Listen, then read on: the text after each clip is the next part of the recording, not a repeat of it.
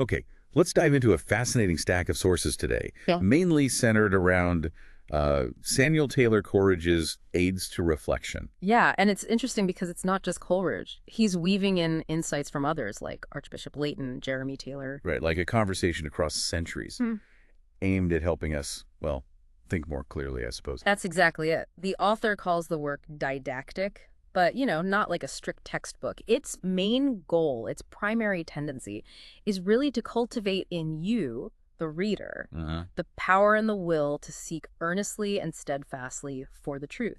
So it's a guide for reflection itself. Especially on trickier subjects, maybe, Yeah. getting the words right. Precisely. Getting clear on what terms actually mean is a huge part of it. So the mission isn't just like absorbing facts. It's more about training your mind how to think, how to process these deeper ideas. Yeah, the sources really focus on the what is it and for what purpose aspects. Mhm. It's for anyone wanting to genuinely aid their own reflection, sharpen the mental tools. And Coleridge himself says it's not exactly beach reading, right? Now, he's quite upfront. He warns it takes study, especially if you're not used to what he calls metaphysical subjects. Things beyond the purely physical, things you can't just measure or see. Exactly. Evidence that doesn't come directly through the five senses. We're talking mind, faith, will. The big stuff. Okay, so our goal here is to kind of unpack that, pull out the key insights, those nuggets, and make them accessible. We'll look at the big distinctions he makes, the core ideas, all drawn straight from the text. All right, so one of the first things that jumps out is maybe a bit surprising, this idea about philosophy's role in religious thinking. Right. You often hear people wanting to keep them separate, almost warning against philosophy when talking theology. Coleridge argues, well, basically the opposite. He says you can't really avoid it, and it's unwise to try. Yeah, that's the gist. Because as the source states, every man who has reflected at all has his metaphysics. Metaphysics meaning, like your underlying assumptions about reality. Exactly. Your fundamental way of thinking about cause-effect being.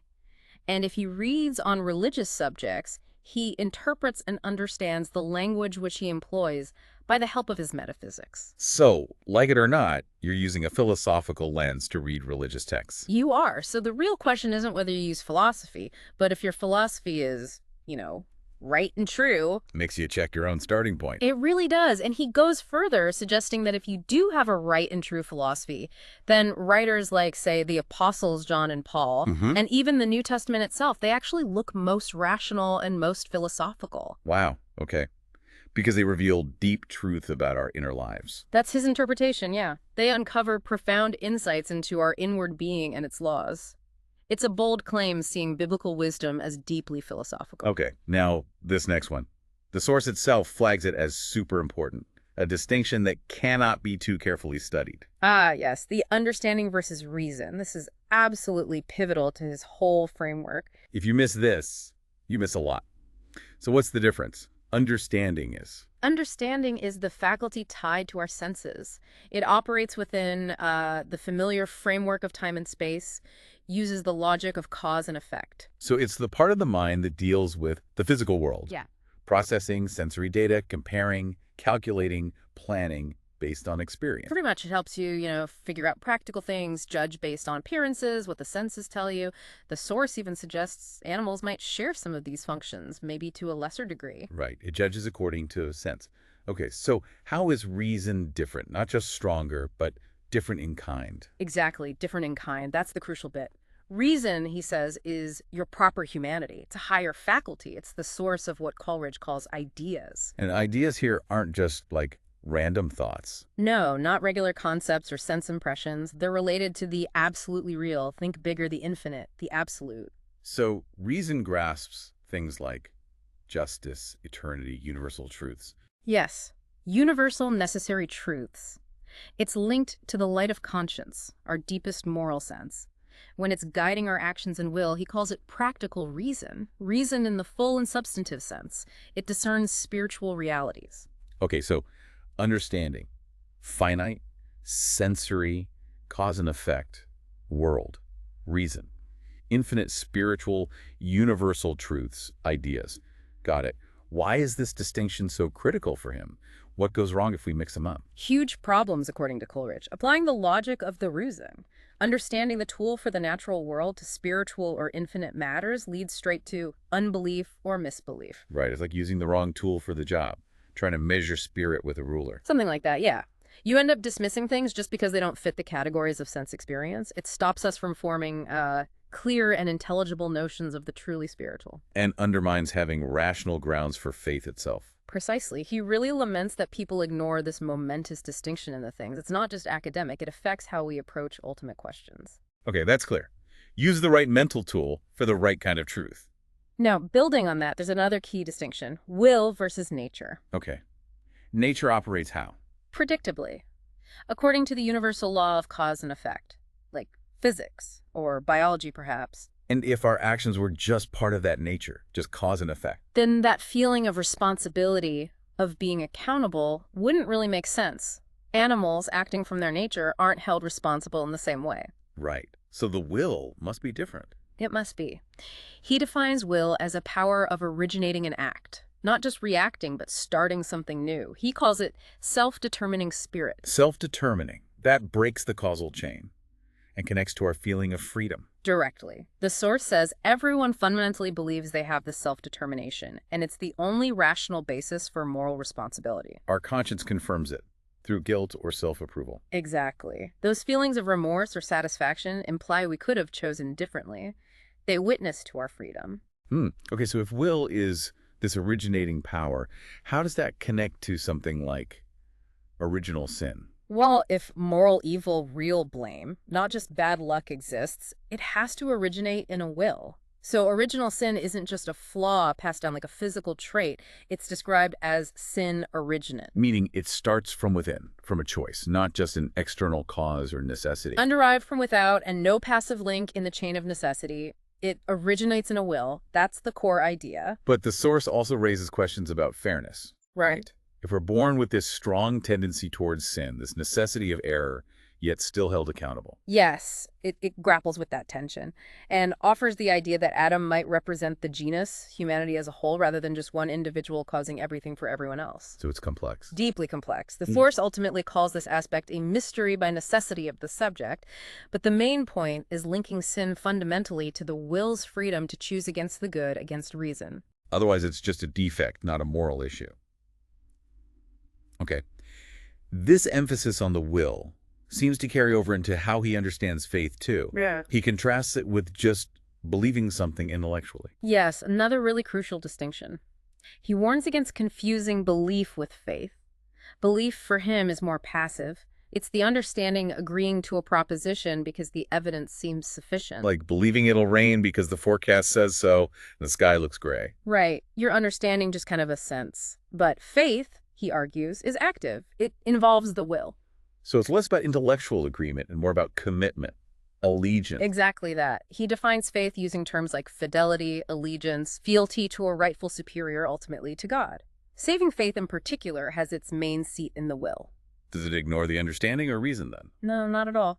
Faith receives truths that are above the understanding's grasp, things you can't prove with sensory data, but importantly, not against reason. They still have to align with those universal truths reason perceives. So reason is like the eye that sees the spiritual truth, and faith is the will stepping towards it, committing to it. A good way to put it. Reason is the eye, faith is the will. They work together. True faith is living and substantial, rooted in the will, but it flourishes in reason and is perceived by conscience. And then there's that striking line, love precedes spiritual knowledge. And love itself is spiritual knowledge. Yeah, that's profound. It flips the usual order. Love isn't the result of understanding, it's a way of understanding. Charity, love, is the essence of Christian faith. It reframes the whole thing. It's not just about getting doctrines right in your head. It's about the orientation of your will, your disposition love. And he uses that analogy of children learning. Right. That in all things, they must believe in order to acquire a reason for their belief. We have to start with trust, with a commitment of the will, like a child trusts a parent or teacher. And that act of trust opens the door to deeper understanding through reason. Start with trust, then understand. Interesting. Ugh. Okay, let's shift to how he views the Bible in inspiration. This sounds like a potentially controversial take. It's certainly distinct from some traditional views. He states very clearly, I hold that the Bible contains the religion of Christians, but who dare not say that whatever is contained in the Bible is the Christian religion. Whoa. Okay, unpack that. Not everything in the Bible is the Christian religion itself. That's the implication. He suggests the truly infallible absolute part is the spirit of the Bible, the core divine message, the revelation of God in Christ, the path to redemption. Not necessarily every single isolated word or historical detail treated as a divine dictum. So interpreting by the spirit of the whole is key. That's his argument. It leads you to focus on the overarching spiritual truths. How does this relate to ideas like plenary inspiration, where every word is seen as directly dictated? He expresses, skepticism about that specific theory of inspiration, questioning if the Bible itself teaches it in that way. He brings up things like, how the canon was formed, uncertainties about compilers. But he's not dismissing the Bible's value. Oh, absolutely not. Far from it. He calls it a spiritual world, vital for assuring us that our deepest spiritual hopes aren't just fantasies. It reflects the inward word, our own reason and conscience, and helps us discern the Spirit's work. And he seems okay with acknowledging minor potential discrepancies, things that might reflect the knowledge of the time. Yes, things like, say, details of Paul's travels, or maybe verses from Canticles. He argues these minor points shouldn't derail anyone unless they're actively seeking a pretext for their unbelief.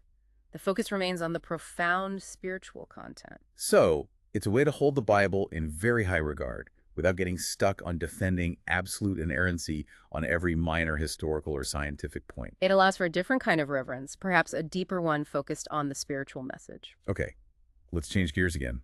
Coleridge lays out a kind of framework for human motivation, like levels or principles. That's right. He talks about 3 main levels: prudential, moral, and spiritual. Prudential sounds like the most basic, like prudence. Yeah, it corresponds to the sense and the understanding. It's about calculating consequences, acting out of enlightened self-interest.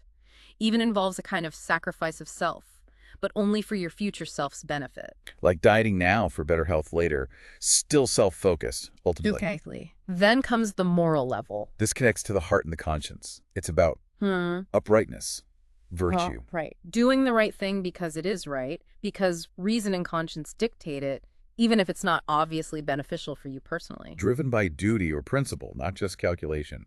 And the highest level. The spiritual. This corresponds to the will and the reason.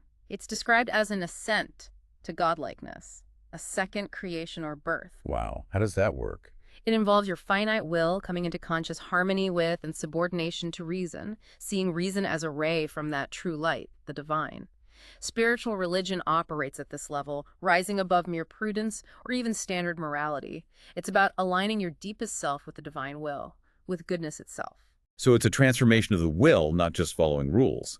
And he's careful to say morality doesn't dismiss prudence entirely. Right.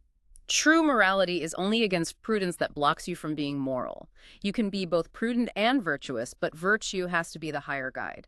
Makes sense. Subordinate the lower to the higher. He also mentioned sensibility briefly. Just as our passive capacity for pleasure and pain, distinct from these active principles driving our choices. Okay, so we have this layered picture: calculation, conscience, and then divine alignment.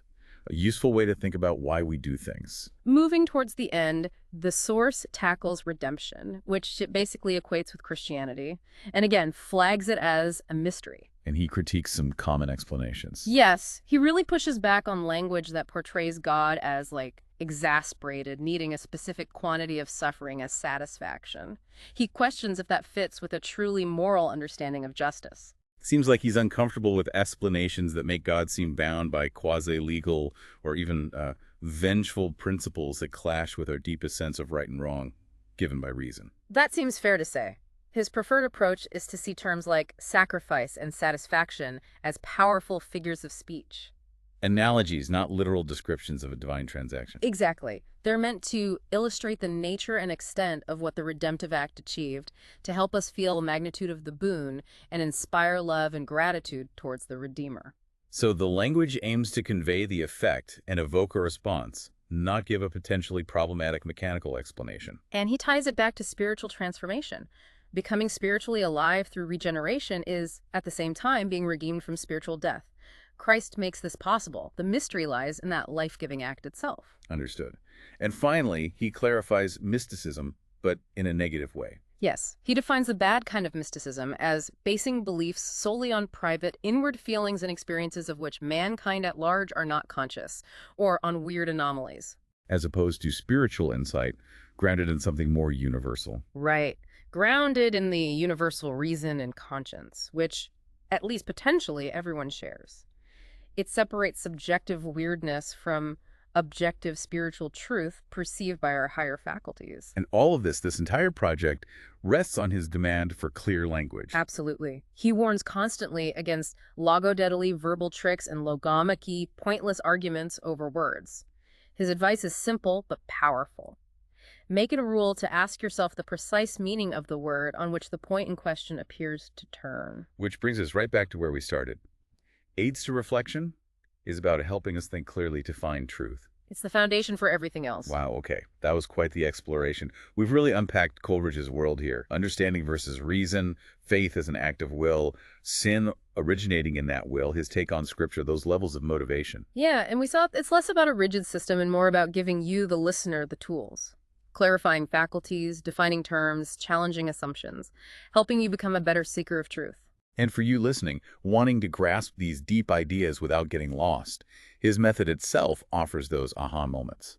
Focusing on how we think, separating the calculating part from the truth-grasping part, seeing faith as commitment, sin as choice, gives a powerful framework. It really encourages looking inward to consciousness, conscience, and will, not just relying on external proofs for everything. Right. So here's a final thought to maybe carry with you. How might really paying attention to that difference between your understanding that compares and calculates based on senses and your reason that connects with universal truths or ideas, how might that change how you approach information or make decisions or even understand what seeking truth means in your own life? Coleridge suggests genuine insight isn't just intellectual head knowledge, it's ultimately comprehended in the heart's expansion. So what does that mean for how you learn and grow? Something to reflect on.